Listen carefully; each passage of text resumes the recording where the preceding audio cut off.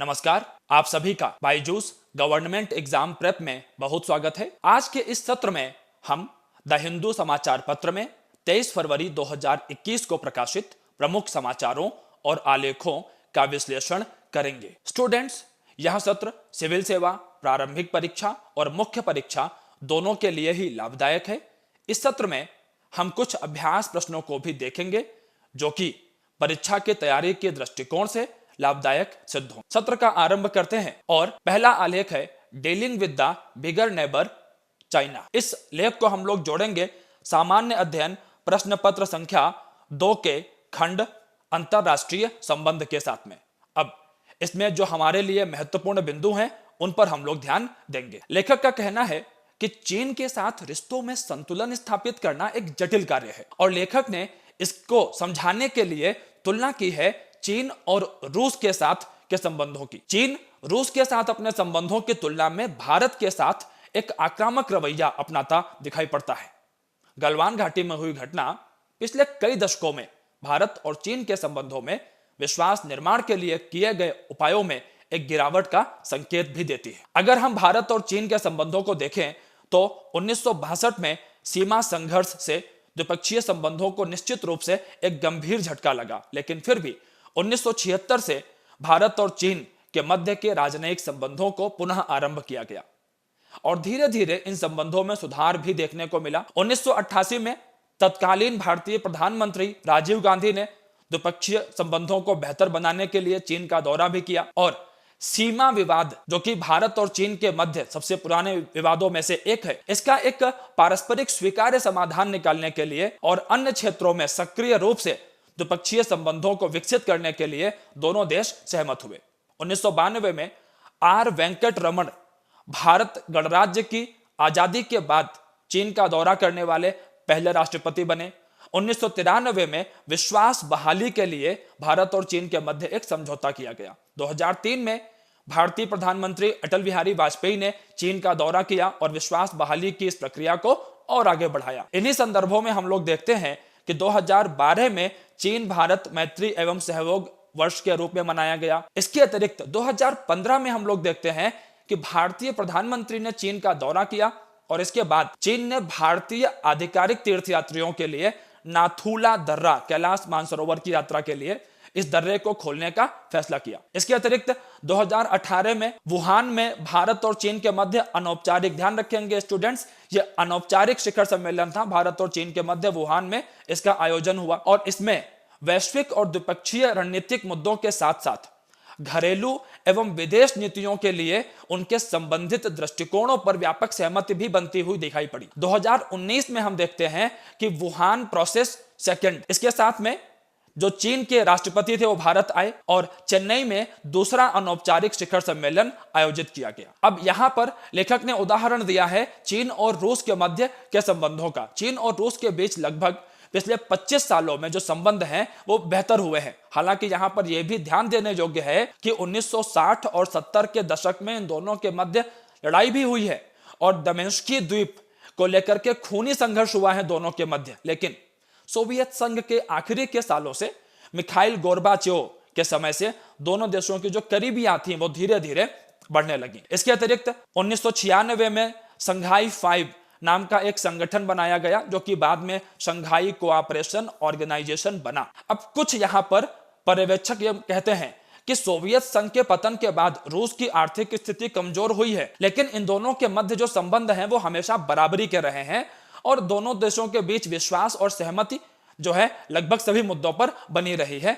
एक आध अगर मतभेदों को छोड़ दिया जाए तो और वो सामान्य है। लेकिन अब लेखक यहां पर यह कहते हैं कि अगर हम भारत की बात करें तो भारत और चीन के मध्य 1993 से 2013 तक 5 समझौते हो चुके हैं विश्वास बहाली के लिए। लेकिन इन संबंधों में इस बात को देखा गया है कि इनमें विश्वास और राजनीतिक प्रतिबद्धता का एक कमी देखा गया है और जिसके कारण भारत और चीन अपने दोनों के जो संबंध हैं उनको एक सहज स्तर तक ले जाने में अभी तक कामयाब नहीं हो पाए हैं। हम लोग आगे बढ़ते हैं और जो हमारा अगला आलेख है इसका संबंध भी सामान्य अध्ययन प्रश्न पत्र संख्या 2 के खंड शासन से है।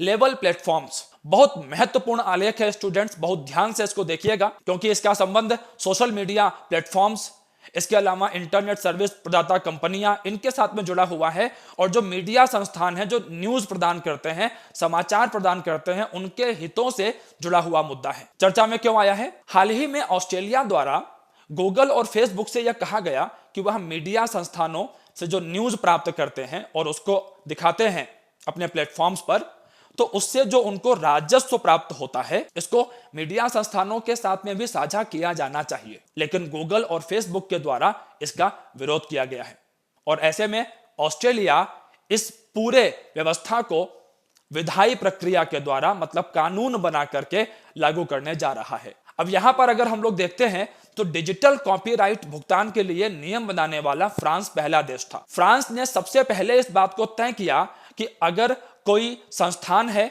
जो कि समाचार चलाते हैं, समाचार देते हैं वो, और इन समाचारों को जो अलग अलग इंटरनेट सेवा प्रदान करने वाली कंपनियां हैं वो अपने प्लेटफॉर्म पर दिखाती हैं, सोशल मीडिया कंपनियां हैं वो अपने प्लेटफॉर्म पर दिखाती हैं, और जाहिर सी बात है कि इससे उन्हें विज्ञापन मिलेंगे और विज्ञापनों से उनकी आय भी बढ़ेगी। तो अब यहां पर फ्रांस ने एक नियम बनाया कि जो मीडिया संस्थान समाचारों पर शोध करता है, समाचारों को बनाता है, उसको भी तो लाभ मिलना चाहिए कि जो दिखा रहे हैं अपने प्लेटफॉर्म्स पर इन समाचारों को, सारा लाभ केवल वही लेकर के बैठ जाएंगे। तो ऐसे में स्टूडेंट्स, फ्रांस ने तो नियम बना दिए, ऑस्ट्रेलिया भी इसी दिशा में आगे बढ़ रहा है। अब अगर हम भारत को जोड़ करके देखें तो महामारी के इस दौर में निश्चित रूप से मीडिया संस्थान बहुत गंभीर रूप से प्रभावित हुए हैं, और खास तौर पर ऐसे संस्थान जो केवल प्रिंट मीडिया से संबंधित रहे हैं। भारत में ऐसी बड़ी संख्या है जो लोग समाचारों को ऑनलाइन माध्यमों से प्राप्त करते हैं,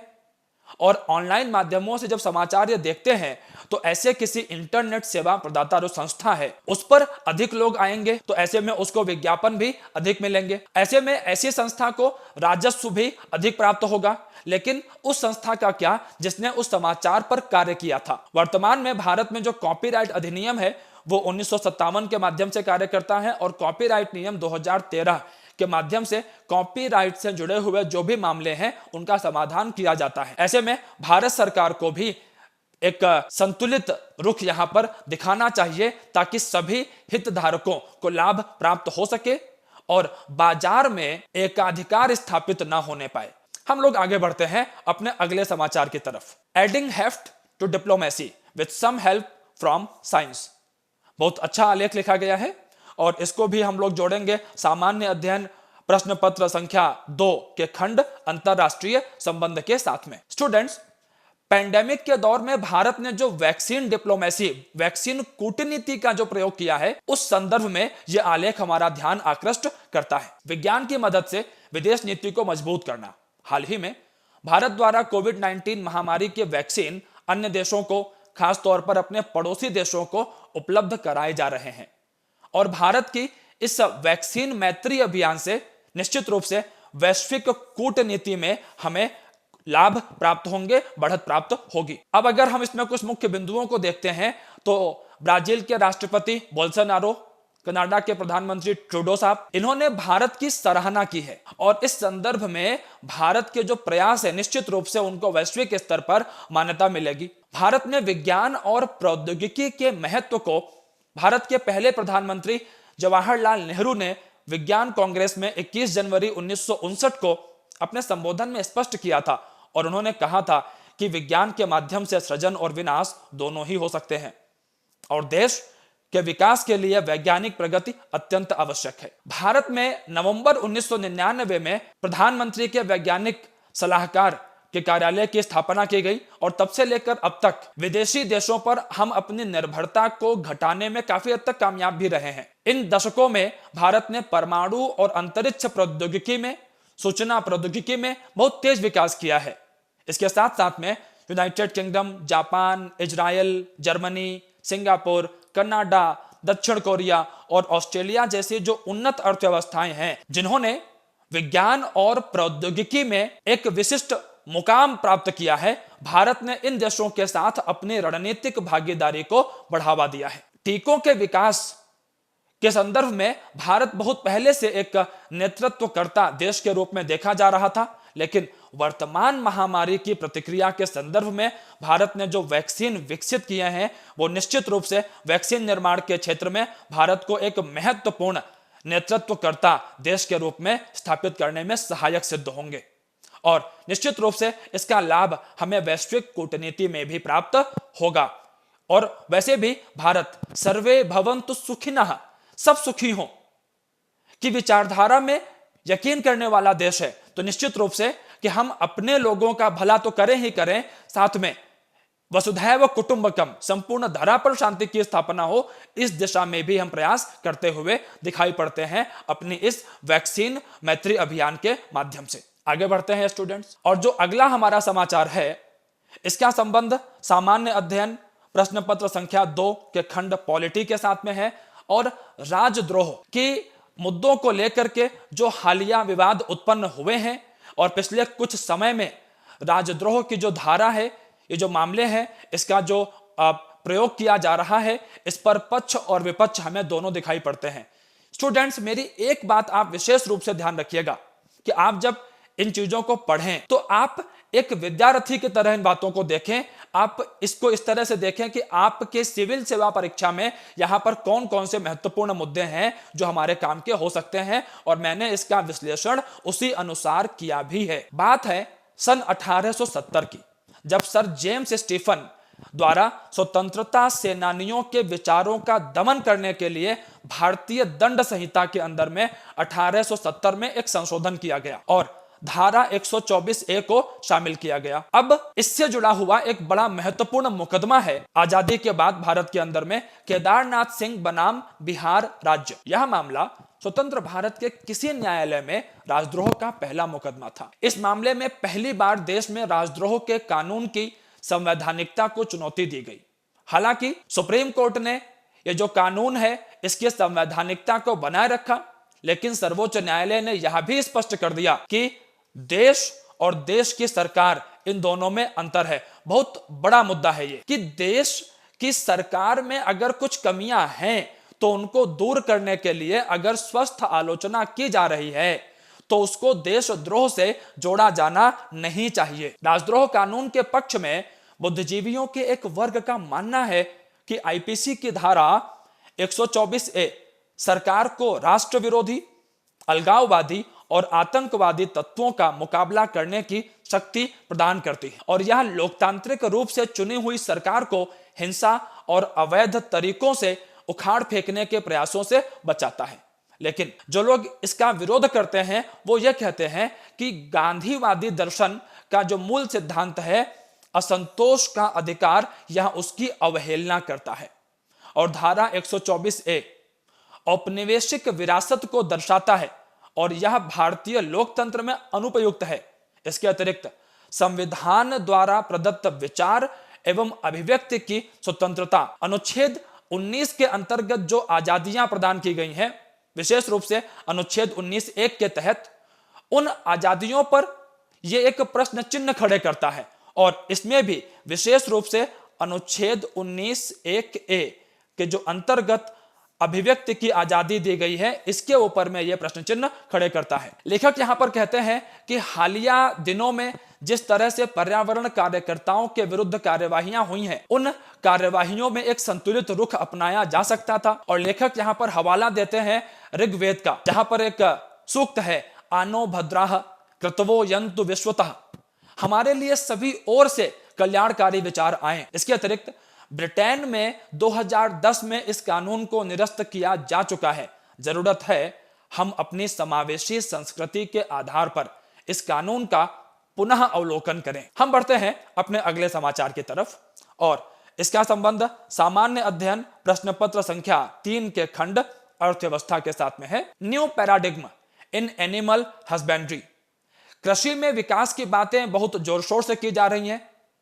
लेखक यहां पर कहते हैं कि अगर जो पशुपालन का क्षेत्र है, अगर हम इसमें जो आधारभूत संरचनाएं हैं उनको बढ़ाने में अधिक निवेश करेंगे तो निश्चित रूप से हम किसानों की आय बढ़ाने में सफल होंगे और रोजगार भी पैदा कर पाएंगे। पशुपालन क्षेत्र को बढ़ावा देने से सामाजिक, आर्थिक और पोषण संबंधी अनेक लाभ प्राप्त किए जा सकते हैं और 2022 तक किसानों की आय को दोगुना करने का जो लक्ष्य है, इस संबंध में भी महत्वपूर्ण प्रगति हो सकती है।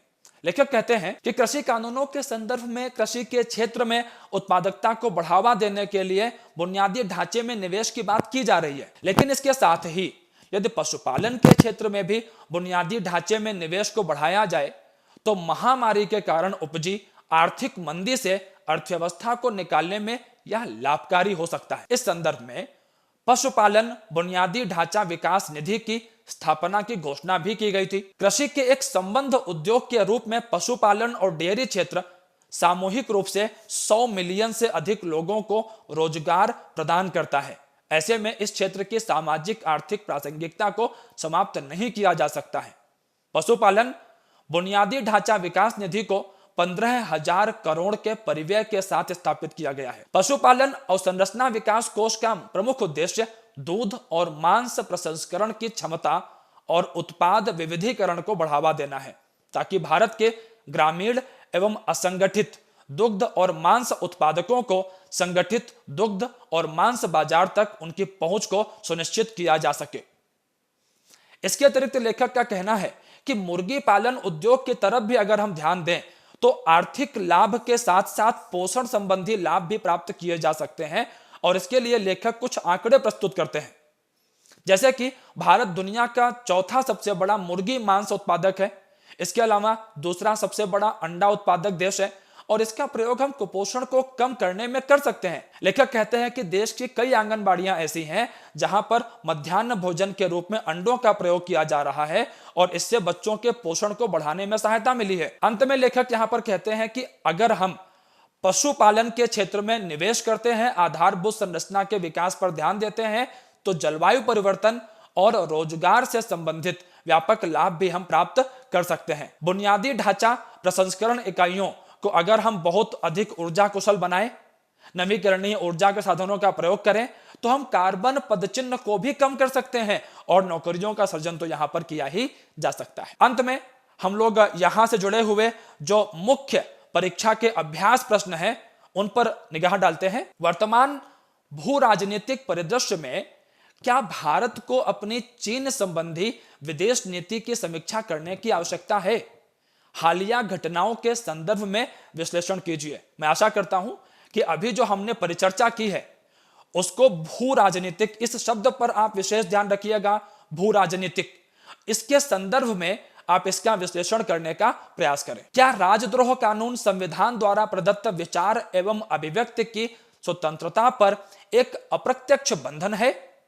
आलोचनात्मक व्याख्या कीजिए। अब यहां पर आप हालिया दिनों में राजद्रोह कानून का जो प्रयोग किया गया है और अतीत में जो इसका इतिहास रहा है, इन दोनों बिंदुओं को जोड़ करके आप इसकी अच्छे से लिखने की प्रैक्टिस कर सकते हैं। स्टूडेंट्स, हम लोग यहां से और आगे बढ़ते हैं और अब हम लोग चलते हैं सिविल सेवा प्रारंभिक परीक्षा की दृष्टि से जो महत्वपूर्ण समाचार हैं उनकी तरफ। यहां पर जो समाचार है इसका संबंध प्रीलिम्स के साथ में है और कठपुतलियों से संबंधित है समाचार, और मैंने इसको प्रश्न के माध्यम से आपके सामने रखा है। प्रश्न में देखिएगा, कथन संख्या 1 है थोल पाउ कुथु, एक प्रकार की छाया कठपुतली है। कथन 2 है थोल पाउ कुथु का मुख्य रूप से संबंध उड़ीसा से है। कथन 3 है इन कठपुतलियों के माध्यम से कंबन रामायण की घटनाओं का प्रदर्शन किया जाता है। तो मैं आपको बता देना चाहूंगा कि थोल पाउ कुथु एक प्रकार की छाया कठपुतली है। कथन संख्या 1 सही है, लेकिन थोल पाउ कुथु का जो संबंध है यह मुख्य रूप से इसका संबंध है केरल के साथ में, और इन कठपुतलियों के माध्यम से कंबन रामायण की घटनाओं का प्रदर्शन किया जाता है। स्टूडेंट्स, आप इस बात को ध्यान रखेंगे यहां पर कि दक्षिण में जो रामायण प्रचलित है वो है कंबन रामायण। विशेष रूप से ध्यान देने योग्य बिंदु है आप लोगों के लिए। हाल ही में केरल के अंदर में इस कठपुतली के माध्यम से जो वर्तमान विषय हैं उनको संबोधित किया गया। खास तौर पर कोविड जो महामारी है, इस महामारी से संदर्भित विषयों को प्रदर्शित किया गया और इसीलिए यह चर्चा में आ गया है। ध्यान रखिएगा इसको, और इसका सही जवाब क्या हो जाएगा? डी हो जाएगा, क्योंकि 1 और 3 इसमें सही जवाब है। आगे बढ़ते हैं यहां से। Xi Jinping may visit India for BRICS summit. अब भारत और चीन के बीच सीमा विवाद इतना गहरे तौर पर देखा गया और ब्रिक्स की बैठक भी होनी है भारत में, तो यहां पर चीन के द्वारा कहा गया है कि भारत और चीन के मध्य जो सीमा विवाद हुआ है वो हमारे बीच की जो द्विपक्षीय वार्ताएं हैं उस पर असर नहीं डालेगा। अब इससे जुड़े हुए जो कुछ प्रश्न हो सकते हैं आपके लिए, आप देखिए यहां पर कथन 1 है 12वां ब्रिक्स सम्मेलन 2020 में चीन की मेजबानी में आयोजित किया गया था। कथन 2 है सम्मेलन का विषय था वैश्विक स्थिरता, साझा सुरक्षा और नवाचारी वृद्धि। आपको यहां पर सत्य कथन का पता लगाना है। स्टूडेंट्स, मैं आपको बताना चाहूंगा जो 2020 का 12वां शिखर सम्मेलन था वो चीन की मेजबानी में नहीं हुआ था, वो हुआ था रूस की मेजबानी में। तो कथन संख्या 1 गलत है और कथन 2 यहां पर सही है। सम्मेलन का विषय था वैश्विक स्थिरता, साझा सुरक्षा और नवाचारी वृद्धि, ये सही है। तो यहां पर जवाब क्या हो जाएगा? केवल 2। अब जरा हम कुछ बिंदु देख लेते हैं जिनका संबंध ब्रिक्स के साथ में है। ब्रिक्स की चर्चा वर्ष 2001 में गोल्डमैन सैक्स के अर्थशास्त्री जिम ओ नील के द्वारा ब्राजील, रूस, भारत और चीन की अर्थव्यवस्थाओं के लिए विकास की संभावनाओं पर की गई थी। अब यहां पर आप लोग ध्यान देंगे इस बिंदु पर कि जो वर्तमान में ब्रिक्स है, शुरुआत में इसको केवल BRIC कहा गया, इसमें दक्षिण अफ्रीका शामिल नहीं था। ये तो मैंने वर्तमान के संदर्भ में नाम लिया है। और 2009 में रूस के यकतेरिनबर्ग में इनका पहला सम्मेलन भी हुआ और तब यहां पर केवल 4 देश थे। और 2010 में जब इसमें दक्षिण अफ्रीका भी शामिल हुआ तब इसे नाम दिया गया ब्रिक्स का। स्टूडेंट्स, बहुत ध्यान रखेंगे आप लोग, ब्रिक्स कोई अंतरराष्ट्रीय अंतर सरकारी संगठन नहीं है और ना ही यह किसी संधि के तहत स्थापित किया गया है। इसकी जो अध्यक्षता है ये इनके जो नाम है देशों के, इनके नामों के क्रमानुसार एक दूसरे तक पहुंचती रहती है। जैसे पिछले वर्ष का जो आयोजन था वो रूस के द्वारा किया गया, तो इस वर्ष का जो आयोजन है वो भारत के द्वारा किया जा रहा है। ब्रिक्स देशों की जनसंख्या दुनिया की आबादी का लगभग 40% है और इसका वैश्विक सकल घरेलू उत्पाद में जो हिस्सा है पूरी दुनिया के अंदर में वो 30% है। तो निश्चित रूप से ये वैश्विक आर्थिक प्रगति के लिए एक इंजन के रूप में देखा जाता है और यह क्षेत्र निश्चित रूप से संपूर्ण विश्व के लिए एक उभरता हुआ निवेश बाजार है तथा एक वैश्विक शक्ति तो यह है ही। अगला मुद्दा है हमारा टूल किट केस से। बहुत चर्चा में है यह मुद्दा टूल किट केस। इससे जुड़े हुए जो प्रश्न आपके लिए बन सकते हैं जरा हम उनकी बात करते हैं। आप जरा देखेंगे यहां पर कथन 1 है एक्सटिंक्शन रिबेलियन पर्यावरण से जुड़ा एक वैश्विक आंदोलन है। कथन 2 है टूल किट एक प्रकार का दस्तावेज है। असत्य कथन का चुनाव कीजिए। स्टूडेंट्स, यहां पर यह ध्यान रखिएगा कि हालिया में दिशा रवि नामक जिस पर्यावरण कार्यकर्ता को गिरफ्तार किया गया है, यह एक्सटेंशन रिबेलियन नाम के एक वैश्विक पर्यावरण की रक्षा से जुड़े हुए आंदोलन से भी संबंधित हैं। और यह जो आंदोलन है एक्सटेंशन रिबेलियन, इनका यह कहना है कि सविनय अवज्ञा, शांतिपूर्ण प्रदर्शन के माध्यम से हम दुनिया की सरकारों को यह बताएंगे कि इस दुनिया के सामने खत्म होने का संकट विद्यमान है और इस दुनिया को बचाने के लिए गंभीर प्रयास किए जाने चाहिए। इसके अतिरिक्त एक्सटेंशन रिबेलियन के जो कार्यकर्ता हैं वो ये भी कहते हैं कि वैज्ञानिकों के द्वारा जो सूचनाएं प्रदान की जाती हैं वो सूचनाएं लोगों तक निष्पक्ष रूप से पारदर्शी तरीके से पहुंचाई जाएं। तो निश्चित रूप से कथन 1 तो हमारा सही हो गया क्योंकि यह वैश्विक आंदोलन है। टूल किट एक प्रकार का दस्तावेज है, यह कथन भी सत्य है। टूल किट एक प्रकार का दस्तावेज है और इस दस्तावेज के माध्यम से जो आंदोलनकारी लोग हैं उनको रणनीति बताई जाती है कि वो किस तरह से प्रभावी तरीके से अपने आंदोलन को आगे बढ़ा सकते हैं। दोनों ही कथन सही हो गए यहां तो, और हमें ढूंढना था असत्य। तो मतलब क्या हो गया कि इनमें से कोई नहीं। आगे चलते हैं स्टूडेंट्स। पुदुचेरी के अंदर में कांग्रेस की सरकार गिर गई है, विश्वास प्रस्ताव में वो असफल रहे हैं और मुख्यमंत्री नारायणसामी जी ने इस्तीफा दे दिया है। ध्यान रखेंगे, पुदुचेरी एक संघ शासित प्रदेश है और इससे जुड़े हुए कुछ ऐतिहासिक संदर्भ भी हैं। सबसे पहले मैं आपको यह बता देना चाहूंगा, जो पुदुचेरी संघ शासित प्रदेश है, इसका विस्तार यनम के अंदर में है, करिकाल में है, पुदुचेरी तो है ही साथ में, और माहे में है। यनम का जो क्षेत्र है यह क्षेत्र पड़ता है आंध्र प्रदेश के अंदर में, और माहे का जो क्षेत्र है वो पड़ता है केरल में, और कराईकल और पुदुचेरी का जो क्षेत्र है वो तमिलनाडु में आता है। अर्थात एक संघ शासित प्रदेश 3 राज्यों में फैला हुआ है। और इससे जुड़ा हुआ कुछ प्रश्न है हमारे लिए। कथन 1, पुदुचेरी अतीत में फ्रांसीसी उपनिवेश था। श्री अरविंद ने अपने जीवन का अंतिम समय, महान क्रांतिकारी विचारक श्री अरविंद, उन्होंने अपने जीवन का अंतिम समय यहीं व्यतीत किया था। कथन 2, आपको चुनना है असत्य कथन। ध्यान दीजिएगा स्टूडेंट्स, पुदुचेरी निश्चित रूप से फ्रांसीसी उपनिवेश था। कथन 1 सत्य है और कथन 2 भी यहां पर सत्य है। तो दोनों ही सत्य हो गए। असत्य की बात करनी थी तो इनमें से कोई नहीं इसका सही जवाब हो जाएगा। आगे बढ़ते हैं। Pakistan actions to be reviewed at FATF plenary. FATF मतलब फाइनेंशियल एक्शन टास्क फोर्स, और पाकिस्तान वर्तमान में इसकी ग्रे लिस्ट के अंदर में शामिल है। और यहां पर 27 बिंदु हैं जिन पर पाकिस्तान को कार्यवाही करनी है, लेकिन पाकिस्तान अभी इन 27 बिंदुओं पर पूर्ण रूप से कार्यवाही करने में असफल रहा है। और ऐसे में पाकिस्तान को अंतरराष्ट्रीय स्तर से धन प्राप्त करने में कई किस्म की समस्याएं देखनी पड़ेंगी।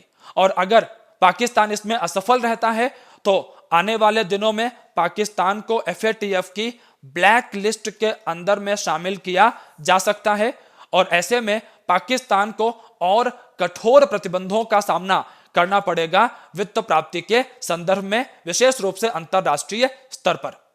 अब यहां पर हमारे लिए क्या बिंदु बन सकते हैं, देखिएगा। प्रश्न है, निम्नलिखित कथनों पर विचार कीजिए। फाइनेंशियल एक्शन टास्क फोर्स की स्थापना 1988 में हुई थी। इसका मुख्यालय न्यूयॉर्क में है। सत्य कथन का चुनाव कीजिए। मैं आपको बताना चाहूंगा, FATF की जो स्थापना है वो हुई थी 1989 में, और इसका मुख्यालय न्यूयॉर्क में नहीं है अपितु इसका मुख्यालय पेरिस में है। तो यहां पर क्या हुआ, दोनों ही कथन गलत हो गए। तो सही जवाब क्या हो जाएगा, डी। आगे बढ़ते हैं स्टूडेंट्स।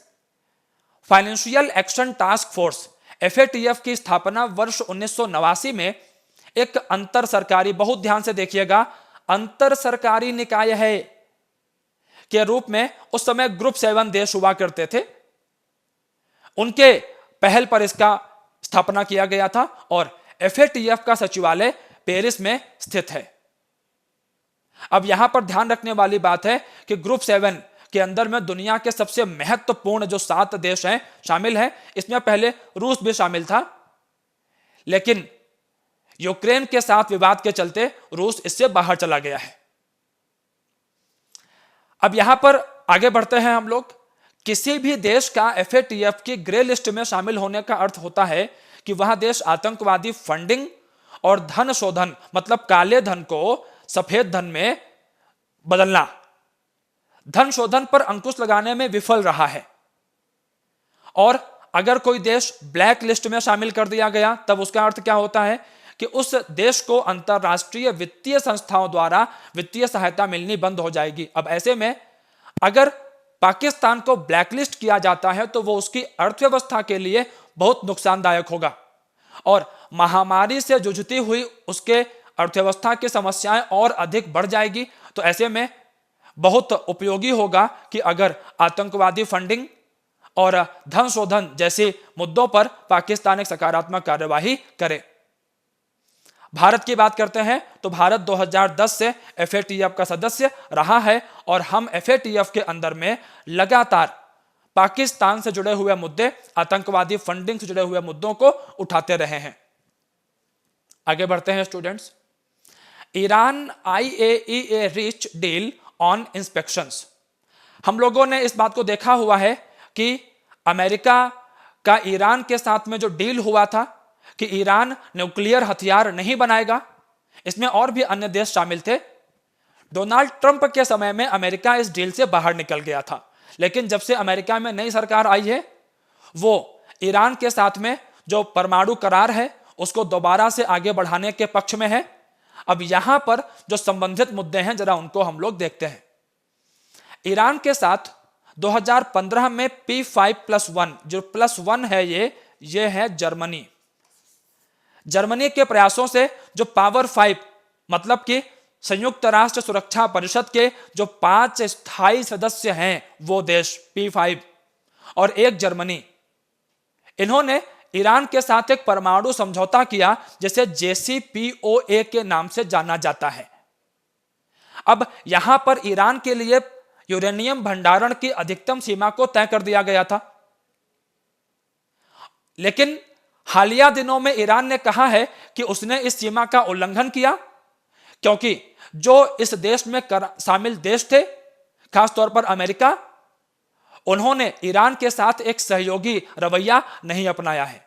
निश्चित रूप से ईरान अगर न्यूक्लियर हथियार प्राप्त करेगा तो ये जो हमारा जो खाड़ी का जो क्षेत्र है, फारस की खाड़ी के जो आसपास के क्षेत्र हैं, यहां पर शांति के लिए एक बहुत बड़ी चुनौती उत्पन्न हो जाएगी।